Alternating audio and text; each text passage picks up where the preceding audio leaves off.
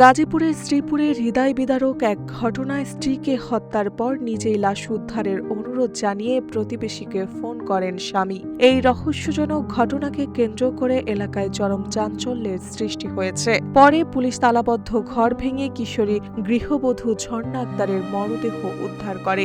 ১১ April রাত 10:30টার দিকে শ্রীপুর পৌরসভার বেড়াইদের চালা গ্রামের জংলাপাড়া এলাকায় মাসুদ মিয়ার ভাড়া বাসা থেকে মরদেহটি উদ্ধার করা হয়। ঝর্ণা স্থানীয় বাসিন্দা হামিদুল ইসলামের মেয়ে। পারিবারিক অমতে 2 বছর আগে অপু নামের এক যুবককে বিয়ে করেন তিনি। এরপর পরিবার থেকে বিচ্ছিন্ন হয়ে স্বামীর সঙ্গে ওই এলাকায় ভাড়া বাসায় বসবাস করছিলেন। নিহতের বাবা জানান, বিয়ের পর থেকেই মেয়ের সঙ্গে তাদের কোনো যোগাযোগ ছিল না। স্বামী অপু একটি পরিবহন কোম্পানিতে মিনিবাস চালক হিসেবে কাজ করতেন বলেন জানতেন তারা।